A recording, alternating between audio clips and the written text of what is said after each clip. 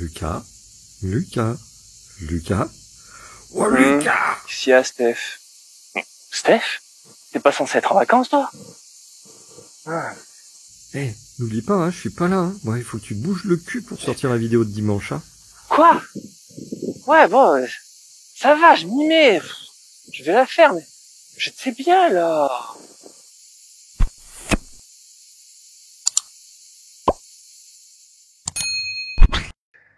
Eh bien, bonjour à tous et bienvenue dans cette nouvelle vidéo. Merci Steph de m'avoir réveillé de ma gentille petite sieste.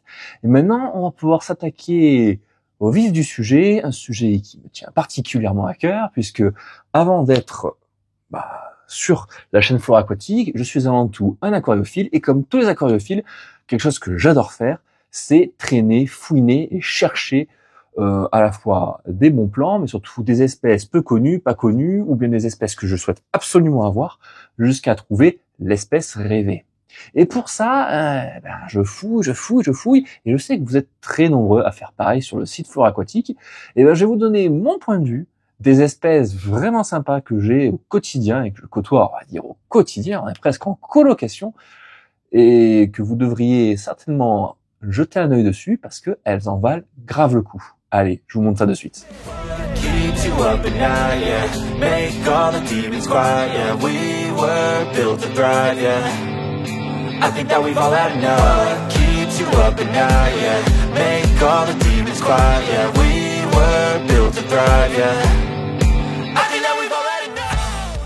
Pour commencer et aller dans le vif du sujet, j'ai envie de vous parler de deux espèces de Neocaridina qui viennent d'arriver sur le site Flore Aquatique.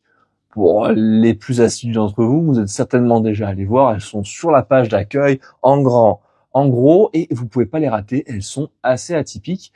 Elles sont, ce sont des crevettes qui, pour les plus passionnés d'entre vous, vous en avez déjà entendu parler, vous les avez déjà vues, mais je pense que pour la grande partie des gens qui vont regarder cette vidéo, ça leur parlera pas et ça va vraiment leur sauter aux yeux de voir à quel point elles sont différentes, tout en restant assez classiques, mais très très jolies.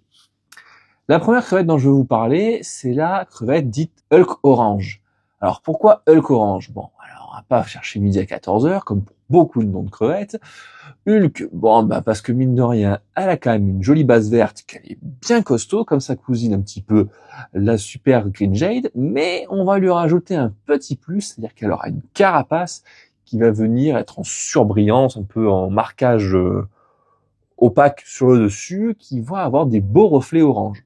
C'est une crevette qui, pour dévoiler toutes ses couleurs et son meilleur aspect, aura un besoin d'avoir un éclairage sur le dessus qui soit joli, avec de belles couleurs, ça le mettra bien en valeur. Et ce côté vert de la crevette et avec les reflets orange va en séduire plus d'un, j'en suis certain. Pour rester dans les tons plutôt orange, une nouvelle crevette qui, à mon avis, va tout casser sur son passage, j'en suis convaincu. C'est la Sunburst Pumpkin Koi. Cette crevette est juste magnifique. Vous allez retrouver un pattern complètement aléatoire sur la crevette, et cela sur une crevette Neocaridina. C'est déjà nettement plus rare. On a vraiment l'habitude de voir ce genre de pattern un peu avec des motifs ou des couleurs différentes sur les crevettes dans la famille des Caridina, des Cantonensis, qu'on a présenté d'ailleurs la semaine dernière. Je vous ai jeté un coup d'œil à la vidéo si vous ne l'avez pas déjà fait. Mais là, on est vraiment sur une Neocaridina qui s'adapte aux mêmes paramètres que ta Red Cherry si tu en as chez toi, sauf que les couleurs sont tout simplement magnifiques. Il n'y a pas de mots. Je vous montre à l'image exactement de quoi il en retourne. Vous avez une crevette avec une dominance majoritaire orange qui va vraiment faire référence à ce côté Sunburst, donc un orange bien foncé, bien prononcé, que l'on trouve dans le nom, également Pumpkin. Mais dans le côté Pumpkin, vous allez avoir généralement des pépins, ou en tout cas des graines, qui vont être un peu plus jaune ou un orange un peu moins prononcé. C'est exactement ce qu'on va retrouver. Des colorations qui vont bouger entre le orange foncé, le jaune orangé, voire même du rouge pour certains spécimens. Vous allez avoir des quadrillages qui vont se marquer de manière complètement aléatoire en fonction des crevettes, qui vont, j'en suis sûr, vous faire le meilleur rendu dans votre aquarium si vous décidez de les élever chez vous. Pour rester sur le monde de la crevette, une question qu'on me pose souvent, que vous nous posez d'ailleurs souvent par téléphone, c'est « Ouais, j'ai bien envie de me lancer dans la canto, mais je sais pas par quoi commencer. » Et honnêtement, commencez par ce qui vous fait plaisir. La plupart des Cantonensis dans la famille de la Taiwan Bee ont des paramètres d'eau et des besoins de maintenance qui vont être strictement identiques, à très peu de choses près. Si vous vous conformez aux paramètres que l'on vous donne sur le site, quand vous allez dans l'onglet crevettes, vous avez un petit bandeau en haut avec les paramètres qu'on utilise pour les Neocaridina, les cantos, les tigers, les écrevisses, les crabes, tout ce que vous voulez. Tout est indiqué. Vous pouvez très bien commencer une des crevettes que moi je conseille le plus parce que c'est l'une des plus parlantes et qui en termes aussi financiers ne fait pas un gouffre quand vous allez en prendre plusieurs pour commencer à avoir de la reproduction, c'est la Taiwan Bee classique. Que ce soit du rouge ou du noir, que vous partez sur de la Taiwan Bee Red Wine, ou sur de la Taiwan Bee Red Ruby, ou sur de la Panda, ou sur de la King Kong, peu importe, vous allez avoir à un moment ou à un autre dans vos reproductions une évolution des patterns, ce qui va vous permettre de suivre, de voir, de savoir dans quelle direction vous voulez sélectionner, si vous avez vraiment envie de sélectionner, ou si même c'est juste pour les maintenir chez vous, de voir un côté différent de crevette en crevette pour pouvoir les identifier plus facilement et vous attacher à elles. Et ça, je pense que dans le monde de l'aquario et de la crevette, c'est quand même important. On avait fait une petite vidéo dessus il y a peut-être un an ou un an et demi maintenant, sur laquelle je vous parlais de l'importance de donner des noms à nos animaux pour pouvoir s'y attacher, en prendre plus facilement soin, et même, pourquoi pas, donner envie à certaines autres personnes dans notre cercle de connaissances de se mettre à l'aquario, ou en tout cas même de prendre soin de leurs animaux. Je ferai ça, fin de la parenthèse. C'est toujours bon de le rappeler. Les Taiwan Bee sont donc pour moi l'une des colorations les plus évolutives du monde de la crevette et peuvent entraîner un plus grand attachement à la volonté de les voir se reproduire, se multiplier et avoir des générations successives. Pour rester dans quelque chose d'un peu sympa, un peu nouveau, ou en tout cas assez rare, on a récemment proposé à la vente de nouveaux escargots qui vont se vivre aux paramètres sulawésiens. Le plus important dans les paramètres sulawésiens, vous vous en souvenez, c'est la température. Effectivement, si on n'a pas une température d'au moins 27-28 degrés, c'est un peu compliqué pour ces animaux. Après une dureté d'eau un peu délicate, on est bien d'accord. De manière générale, pour cette espèce-là, c'est un peu comme le reste des Tylomelania. Vous allez avoir besoin de paramètres pas trop éloignés de la réalité, mais surtout une eau chaude. Je parle bien évidemment, pour ceux qui le connaissent, du Sulawesi King Snail. Ouais, il est incroyable. Déjà, la coquille, elle a un marquage qui va être très sympathique, qui va avoir un apport un peu travaillé et qui va vraiment vous apporter un plus vis-à-vis de l'escargot. Et c'est pour le coup pas forcément sa particularité la plus intéressante. Ouais. Contrairement aux Tylomelania qui eux vont avoir une trompe et généralement un corps de la même couleur que leur trompe. Là, vous avez une trompe, on dirait qu'on lui a posé une petite abeille à la place. Vous avez un petit arc-en-ciel, on va dire, avec un pattern de couleur qui est vraiment ouf. Quand vous avez de jeunes spécimens, vous voyez déjà le pattern apparaître et les premières couleurs se mettre en place. Et puis quand le spécimen commence à avoir quelques mois, quelques années dans votre bac, c'est la folie. C'est vraiment super beau. Et pour le coup, ça, c'est le genre d'escargot qui peut vraiment rendre jaloux tous vos amis. Je vais même vous profiter pour faire une petite parenthèse plante. Ouais, pour ceux qui regardent un petit peu à le fond des vidéos qu'on propose, ben dans ce bac-là, si vous avez vu, hop, petite évolution, on a mis des nouvelles plantes. Eh ouais, je vous laisse 2-3 secondes pour essayer de deviner ce que c'est. Si vous avez deviné, vous pouvez nous mettre dans les commentaires et je me ferai un plaisir de venir vous applaudir. Parce que pour le coup, c'est quand même une plante pas commune, pas courante en aquario, qui a des besoins en CO2 qui peuvent être quand même justifiés. Il s'agit, des aridarums. Alors les aridarums, vous en avez 3 grandes variétés qu'on va vous présenter sur le site.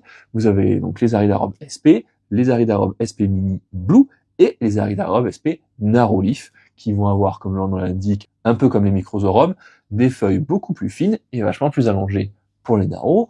Les SP Mini Blue qui vont avoir des feuilles plus bleues forcément que l'aridarum classique et une taille un peu plus petite également. Et puis l'aridarum qui va avoir un effet très sympa, complètement différent des genres d'autres plantes que vous allez retrouver en épiphyte dans vos bacs.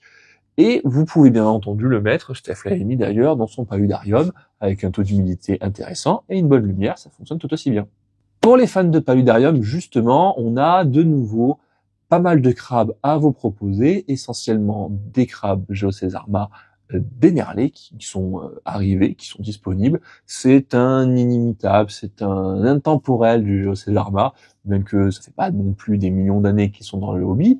Mais voilà, sa carapace un petit peu violette avec le dessus jaune et ses yeux jaunes en font un des crabes les plus demandés. On en a, si vous en voulez, faites-vous plaisir, on vous les livre avec grand plaisir. En plus, en ce moment, les températures sont plus que clémentes.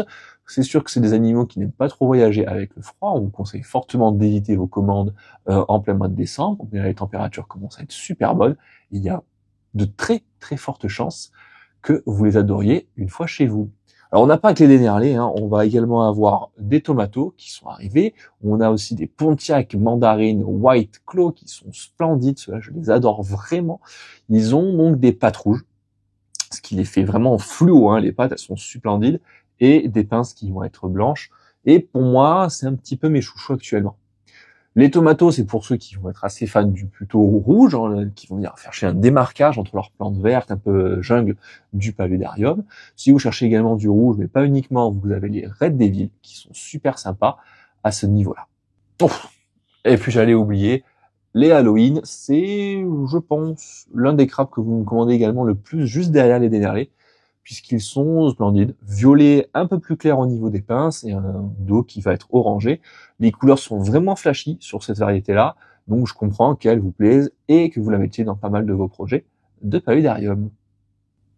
Si toi aussi, t'es là parce que j'ai cliqué sur la vidéo et écrit plein de super nouvelles espèces chez Flore Aquatique, mais je voulais qu'on parle de poissons. Ok, on y vient. Les poissons, qu'est-ce qui se passe? Et là, pour ceux qui ont suivi sur le site, il y a plein de nouvelles espèces qui viennent d'arriver. Ouais, on a mis bien à jour le site, on a commencé à faire des beaux travaux. À ce niveau-là, c'est que le début, mais il commence déjà à avoir une belle population de poissons de disponibles. Je vous en prie, vraiment, allez faire un tour sur le site, regardez les poissons qu'on vous propose. Vous avez des choses qui sortent littéralement de l'ordinaire. Et pour ceux qui sont plus classiques, on est en train de vous préparer une petite sélection spécifique de guppies, rien que pour vous. Je vous en mets donc quelques-uns à l'image. Vous allez avoir pas mal d'espèces dans les tons jaunes, bleus, orange. On a de nouveau des koi, vous nous avez dévalisé la dernière fois. Il y en a de nouveau. On a même mis en stock des koi tuxedo. Donc même idée de pattern, donc orange devant, orange derrière, mais avec un corps qui va être un peu plus foncé dans les tons un peu plus violets. On va également avoir du yellow, on va y avoir du platinum. Vous allez retrouver pas mal d'espèces en blue, aussi bluegrass qui sont alors une vraie tuerie. Si vous êtes fan de bleu et que vous voulez vraiment des guppies bleus, allez-y, faites-vous plaisir. C'est toujours typique, c'est toujours commun, mais franchement, un bac avec de beaux guppies, ça change tout. Des belles nageoires, des beaux bancs, des beaux groupes qui vont vraiment venir être harmonieux dans le bac, ça fait vraiment plaisir. Et c'est vrai que les guppies, un peu côté sélection, avec des couleurs qui pètent et qui sont pimpantes, ça fait toujours beaucoup plus aquario lover que le bac avec les guppies, peut-être avec des couleurs un peu plus vrac, où on voit qu'il y a eu la perte de contrôle sur la reproduction ou autre. Donc n'hésitez pas à soit rafraîchir vos sources, soit vous lancer dans le monde du guppy si vous avez envie de tester la reproduction. Mais faites très attention, c'est très prolifique et c'est généralement le premier problème auquel on est confronté. Pour les fans d'écrevisses, bien entendu que j'ai également de bonnes idées pour vous.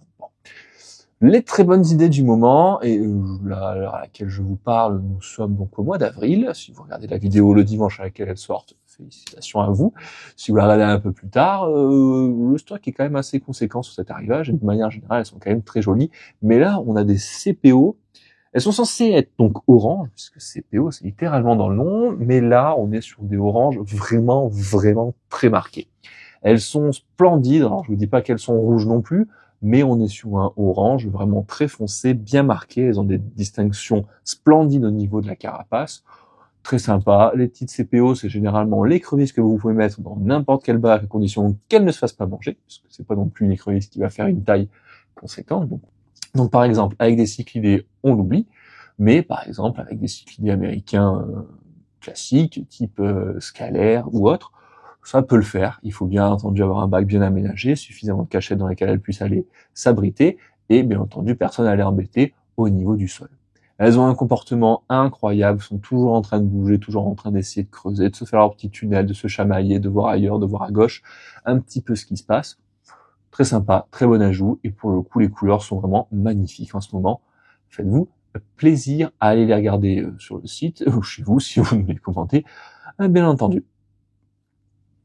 Pour ceux qui sont plus côté bleu que côté rouge dans l'aquariophilie, eh ben, nous avons des Aleni blue. Ouais, ça c'est vraiment une écrevisse avec le caractère de l'écrevisse, mais pas le caractère ténu et affreux qu'on peut retrouver notamment chez les Chirax. C'est quand même un peu plus cool.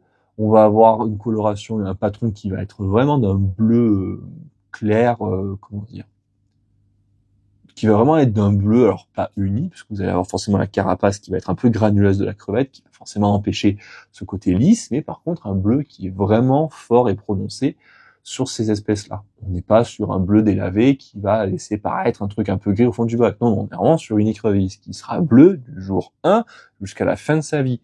Très intéressant à regarder, comportement d'écrevisse, alimentation forcément d'écrevisse. Vous pouvez la mélanger avec certaines espèces de poissons, en espérant qu'ils soient suffisamment grands pour pas servir de repas, bien entendu. On va refaire un petit crochet sur les espèces un petit peu sur sol technique, tiens. On va pas parler Canto, on va parler Tiger. Ah, ça change tout. Ah, oui et non. Là, j'ai une Tiger très facile, très sympa, très prolifique à vous proposer. La Tangerine. Ouais, il y en a pas mal. Je crois qu'en plus, en ce moment, elles sont en offre promotionnelle sur le site. Donc, si vous voulez commencer par de la Tiger, ça peut être une bonne idée. Vous avez des sélections de Tiger qui sont d'ailleurs encore disponibles, ce qui va être Bloodshot notamment, qui sont des sélections plus rouges de la Tiger. Tangerine, si vous cherchez déjà plus de coloration que leur couleur orange, mais moi je les trouve déjà très jolies telles quelles. C'est vraiment une crevette qui va être très active, qui va fouiner à droite à gauche tout au long de la journée. On est vraiment sur ce côté crevette, plutôt sélection travaillée comme les Cantonensis, mais tout en ayant le comportement de la Neocaridina qui va passer son temps vraiment à bouger dans le bac, c'est quand même plus active. Ça peut intéresser certains d'entre vous. Et puis pour finir, tiens, j'ai bien envie de vous parler d'escargots. Vous êtes très nombreux à chercher toujours des escargots. Alors, on a déjà parlé un peu d'escargots atypiques qui sortent de l'ordinaire avec le Sulawesi King, mais c'est vrai que vous cherchez parfois des petits escargots, un truc qui change, un truc et tout. Et je vois, parce que je vous passer toutes vos commandes, hein, que dès qu'on a une nouveauté, vous êtes toujours à sauter dessus, à en prendre 3 par-ci, 5 par-là, 10 ici, tac, tac, tac, tac, pour venir mettre un petit peu de nouvelles couleurs, de nouvelles formes dans vos bacs. Ben écoutez, en ce moment, j'ai 2 variétés qui peuvent vraiment vous plaire. Nous avons les variétés Retropictus, qui vont avoir un petit mélange entre blanc, noir, ou carrément un corps plus ou moins pigmenté un peu de partout. Je vous mets la jolie photo d'ailleurs à l'image. Vous voyez, vous avez des petits clitons qui vont pas être très grands en taille adulte, qui vont être super efficaces par contre pour aller dans les recoins, sur les feuilles, pour aller consommer certains restes de nourriture, mais plus particulièrement des algues où ça peut être embêtant, notamment les algues vertes, et ça peut vous permettre de multiplier votre population tout en évitant les reproductions inopportunées dans vos bacs et les surpopulations comme on peut avoir avec des physes, des planorbes ou autres, et garder une colonie un peu différente. Chaque escargot peut être un petit peu unique.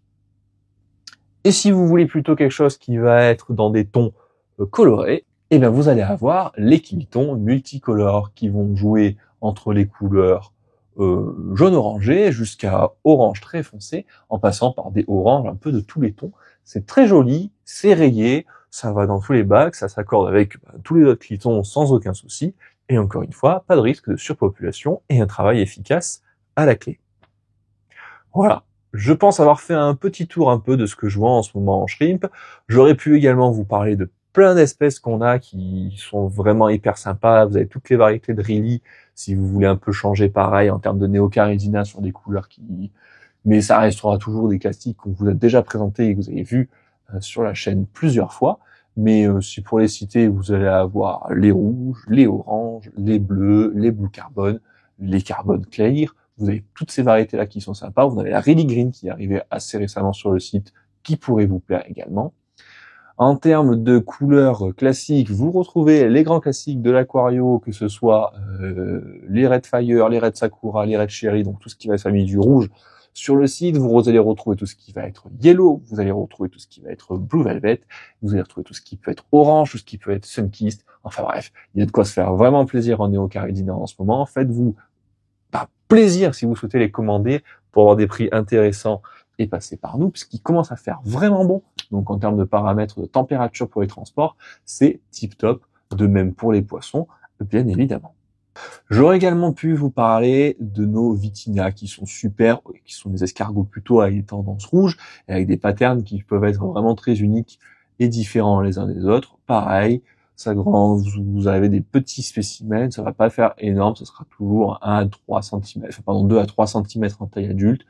C'est vraiment un escargot actif, mais avec des couleurs sympas. Vous avez les légendaires sun snail, vous allez retrouver toute la variété des zébras, des turritas que vous avez l'habitude de voir un peu partout, mais qui changent toujours avec des rayures, avec des points. Vous avez très très efficace et très rapide green racing, black racing pour venir compléter vos collections d'escargots. Voilà. Je trouve qu'on a dit beaucoup de choses, qu'on a vu pas mal d'espèces aujourd'hui. Si vous avez des questions, vous n'hésitez pas à nous les poser directement dans les commentaires. On se fait toujours un plaisir de vous répondre. Si vous avez des idées de vidéos, pareil, n'hésitez pas à nous les proposer. On est toujours preneurs et on essaie d'en faire un maximum pour correspondre à vos besoins et forcément aussi à vos envies. Voilà. Je vous souhaite une bonne fin de dimanche pour ceux qui regardent la vidéo dimanche. Et sinon, on se dit à la semaine prochaine. Même heure, même chaîne. Ciao tout le monde!